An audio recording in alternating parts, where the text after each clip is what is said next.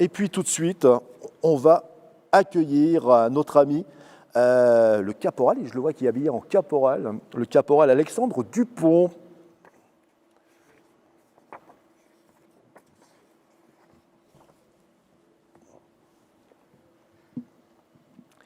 Allez, sapeur-pompier de Châteaudun, comment ça va Alexandre, hein? Bonjour Jean-Pierre, ça Bonjour. va bien, très bien. C'est vrai, ça va? Tu as mis ce magnifique costume sur lequel tout le monde connaît, hein. Les pompiers, c'est super important. En plus, toi, tu es donc pompier professionnel Professionnel à Chartres, c'est ça, à Chartres et volontaire à Châteaudun. et volontaire à Châteaudun. Voilà, à Chartres depuis 3 ans environ, et puis Châteaudun, maintenant ça va faire 12 ans que je suis sapeur-pompier volontaire à Châteaudun. Ouais. Et tu es aussi également de l'amicale des sapeurs-pompiers. Comment on peut dire? Alors, pas tout à fait, c'est vrai que j'ai fait partie du bureau de l'amicale, mais maintenant je ne le suis plus, mais le Téléthon pompier, on peut dire que c'est un petit peu à côté de l'amicale, voilà. D'accord. Mais c'est une action qu'on met quand même en place en partenariat avec l'amicale de toute façon. Et les pompiers rattachés traditionnellement au Téléthon, ça dure depuis des années. En effet, oui. Déjà au niveau national, depuis la création, 1987 je crois, hein, les pompiers, la Fédération nationale des sapeurs-pompiers de France étaient déjà présents lors de cette première édition. Et nous, à Châteaudun, depuis déjà des dizaines d'années, et les anciens vous en parleront certainement mieux que moi. Mais nous, on a repris depuis 5 ans avec mon collègue d'ailleurs, qui n'a pas pu venir en raison du contexte sanitaire, Jérôme Padet, que je salue aujourd'hui, bien sûr. Et c'est vrai que chaque année, on a l'occasion de partager ce moment. Alors, d'habitude, c'est sur la place du 18 octobre. Là, ça aurait dû être à côté du théâtre, avec des moyens lourds, hein. Chaque année, il y a tiens, le monsieur, il a amené le gros camion de pompiers, hein, qui attire beaucoup d'enfants. Et en plus, ce métier attire. C'est vrai, il faut pas le nier. Ce métier, il y a des jeunes aujourd'hui, quand ils voient le camion de pompiers avec vos équipements et puis avec le rouge traditionnel, ils se disent « Allez, je vais y aller ». C'est vrai qu'il y a un certain attrait du travail, du métier par la population. C'est vrai que le métier reste très populaire. Les gens, on est là pour aider les gens justement dans un moment de détresse ou de malheur, et on est là pour eux. Donc forcément, dans l'image générale, le pompier a justement une bonne image. Voilà pour ça. Après, en effet, on est acteur, donc, notamment par le Téléthon, on fait partie de plusieurs grosses actions comme ça. Et aussi, on a les jeunes sapeurs-pompiers qui sont un vrai vivier du volontariat et du professionnalisme. Ça se passe comment pour ces jeunes sapeurs-pompiers? Parce que chaque année, ils viennent ici également donner un coup de main pour venir nous accompagner sur la benne à papier, ranger le papier, recevoir le papier. Ça. Donc depuis les dernières années, là, on considère qu'on a environ 15 sapeurs-pompiers qui sont des personnes qui viennent régulièrement, bénévoles, hein, qui viennent bénévolement pour nous aider sur le Téléthon. Et également une quinzaine de jeunes sapeurs-pompiers qui viennent aussi. Donc là, en l'occurrence, depuis ces dernières années, on mettait quelques pompiers à disposition pour la benne à papier, pour qu'ils puissent vous aider, vous le comité du Noix Téléthon, afin de bien ranger la benne et pouvoir avoir un maximum de tonnes dans cette benne-là, justement. Ouais, l'année dernière, c'était quand même une benne de 30 tonnes, quoi. Ouais. C'était impressionnant. C'est pour ça qu'il faut bien tout caser bien correctement. Tout ranger, quoi. C'est là qu'on se rend compte que du papier, il y en a quand même. C'est ça. Ouais. Quelles sont les actions et les défis qui ont été menés pour le Téléthon 2020 avec effectivement ce côté confinement, déconfinement? Alors c'est vrai que les années précédentes, on était répartis sur 4 sites. Donc on avait la place du 10 octobre à Châteaudun, la place de la Liberté également, le centre commercial des Garennes, Intermarché, et également Leclerc, Saint-Denis-les-Ponts. Donc on était répartis sur ces points de vente ici, où on vendait des peluches et des porte-clés. Et en même temps, on proposait une petite animation, espace de santé, et puis on mettait à disposition un véhicule sur la place du 8 octobre. Voilà, ça c'était les autres années. Cette année, en raison du contexte sanitaire, c'est très compliqué. On est également en urgence attentat, donc il y a ça à prendre en compte aussi. Voilà, donc cette année, on ne fait pas d'animation, mais par contre, on met quand même en vente des porte-clés. Voilà. Donc, comment on fait pour trouver tous ces goodies qui sont mis en vente par les sapeurs-pompiers? Voilà, donc le mieux, c'est de prendre contact avec un pompier que l'on connaît. Alors tout le monde ne connaît pas de pompier, mais si vous avez l'opportunité de connaître un pompier, vous prenez contact avec lui, qui prendra contact avec l'amicale ou avec moi directement, mon collègue. Voilà. Et après, dans un second temps, c'est prendre contact avec l'amicale ou alors faire un don directement et le déposer au niveau de la boîte aux lettres de la caserne.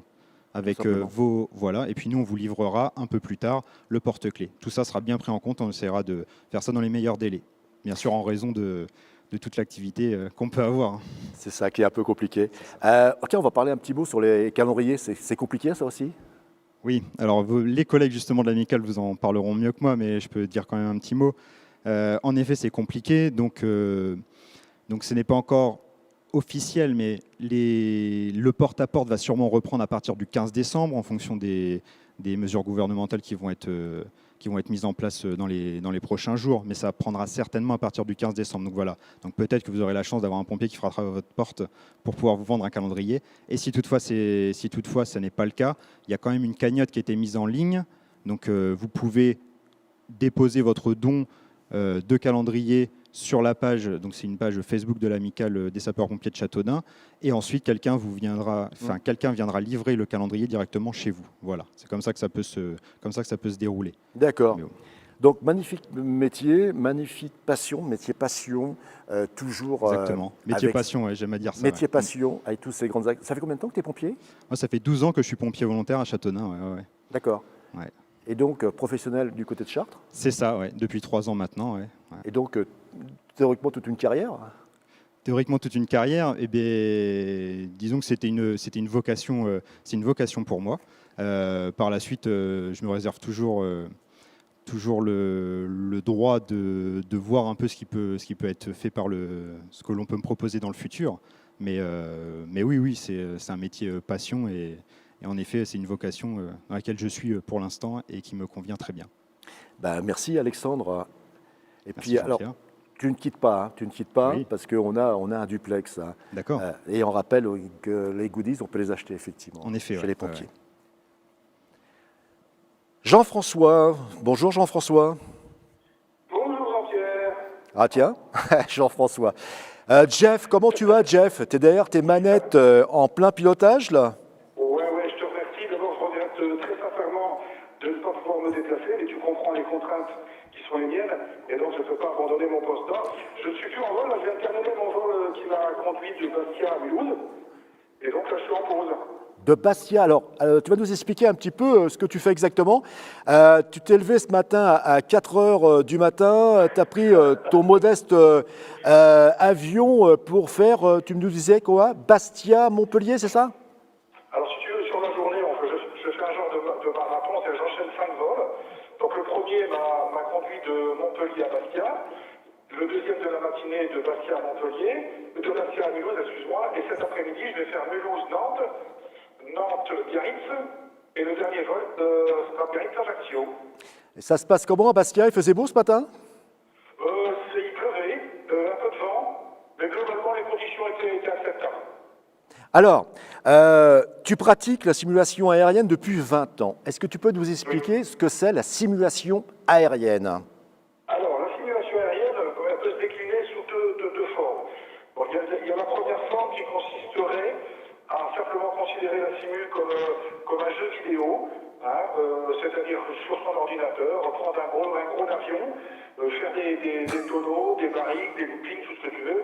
Et puis, tu as la deuxième approche, qui est celle qui est la mienne et celle de nombreux autres pratiquants, hein, qui consiste à essayer de se rapprocher le plus possible de ce qui se fait dans la vraie vie. Donc on pratique sur un réseau dédié, hein, dont est planétaire, hein, donc en moyenne et en permanence, on est 800 connectés sur le monde sur ce réseau pour faire nos vols en ligne, et on applique purement et simplement toutes les procédures qui sont prévues par les différentes aviations civiles des différents pays. Donc, ça veut dire que toi qui as un passé, on va le dire, un passé militaire et un passé aéronautique, tu retrouves un petit peu, comment dire, la précision de ton métier, tu retrouves plein de choses et des belles choses surtout, parce que d'aller piloter même en simulateur un avion, c'est quand même pas facile, hein. Ça demande la précision, ça demande des contrôleurs aériens, ça demande une préparation, un plan de vol. Comment ça se passe?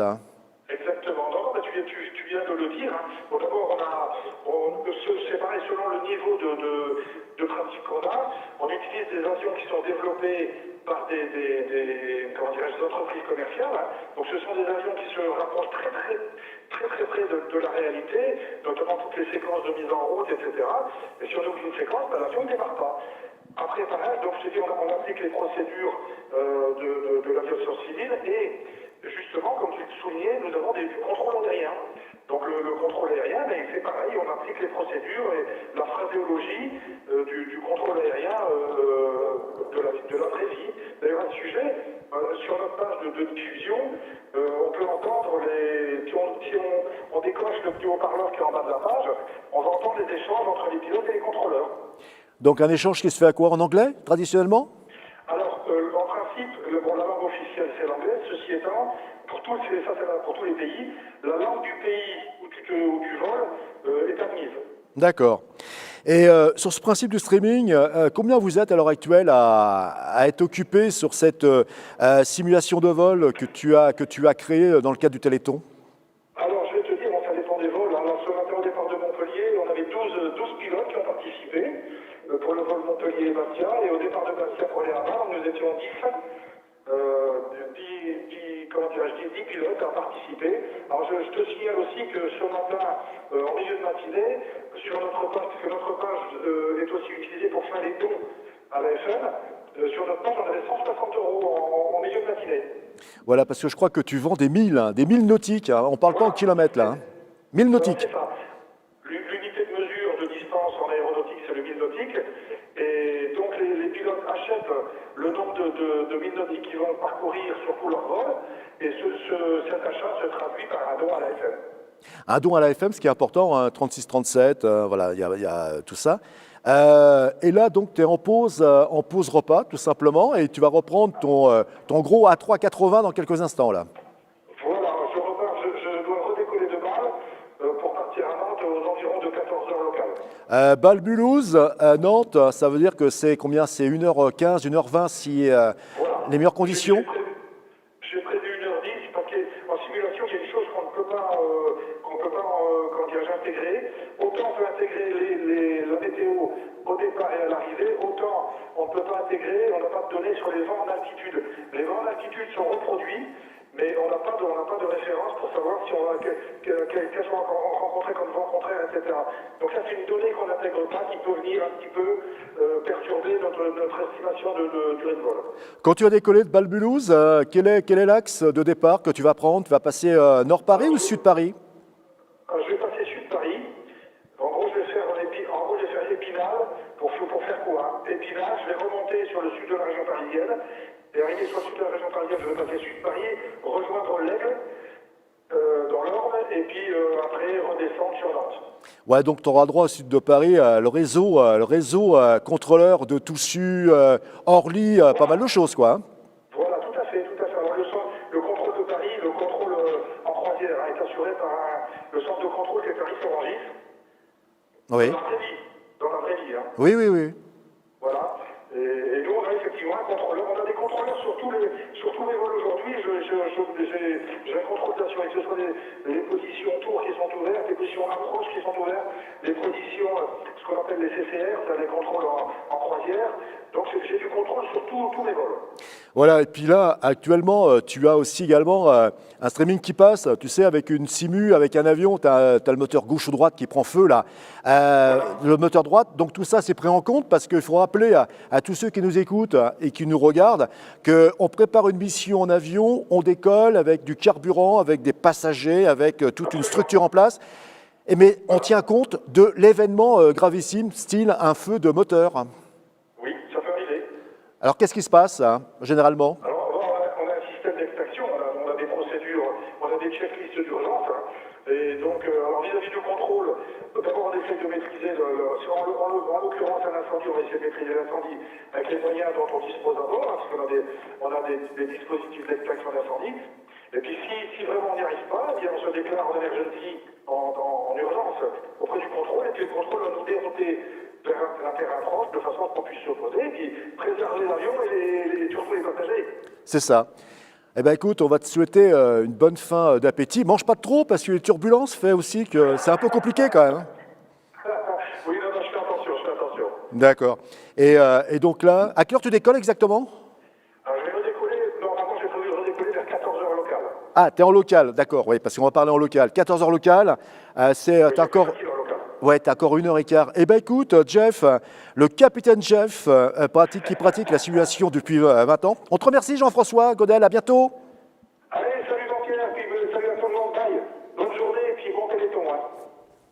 Donc, on va revenir sur toi, Alexandre. Hein. Ça donne envie quand même quand on dialogue comme ça. De faire une simulation, oui, ça sera essayé. Ouais. Hein, Oui. il existe des petits logiciels, c'est sympa. Et ça permet vraiment... alors, il y a tout niveau, attention, parce que là, Jean-François, lui, il est monté sur un niveau assez supérieur.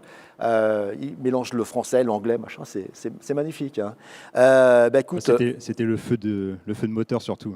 Ouais, J'ai observé. Ouais, le feu moteur. En plus, dans ton milieu pompier, il y a aussi également des pompiers militaires qui sont également présents pour tous les feux aéronautiques. Les pompiers de l'air, oui. Pompiers de l'air, qui font aussi également le tour du monde, parce que quand tu as des avions qui partent, ils suivent les avions, en fait, ces gens-là. Ils peuvent faire des opérations extérieures, en effet. Opérations extérieures. Et je sais que la caserne des sapeurs-pompiers de Châteaudun a aussi également une partie prenante sur l'ex-base aérienne. Il y avait, je crois, un protocole à une époque pour des feux. Alors, il devait y avoir un protocole, en effet, mais c'est vrai que, on va dire que la gestion militaire, elle est un petit peu différente du civil. Voilà. Donc oui, les pompiers militaires étaient bien sur le site. Et après, nous, forcément, on venait en renfort si toutefois il y avait besoin de quelque chose. Mais maintenant, malheureusement, on le saura moins. Merci. Alors merci Alexandre. On va rappeler, il suffit d'aller effectivement contacter les sapeurs-pompiers pour les goodies. C'est ça exactement, un sapeur-pompier que vous connaissez, qui reprendra contact après avec soit l'amicale des sapeurs-pompiers de Châteaudun ou avec moi-même. Il ne faut pas hésiter sur les réseaux sociaux aussi, vous pouvez retrouver tous ces liens-là. Et puis ou sinon, mettre le don que vous souhaitez avec vos coordonnées au niveau de la boîte aux lettres de la caserne, tout simplement. Et puis votre demande sera traitée rapidement. Merci Alexandre. Merci Jean-Pierre. Et puis, chers amis, il est temps de faire une courte pause. Mais nous nous retrouvons dès 13h15, ici même, pour une après-midi exceptionnelle. On se quitte en musique avec Olympic Spirit, interprété par les 4 harmonies du Grand Châteaudun. A tout de suite, restez avec nous.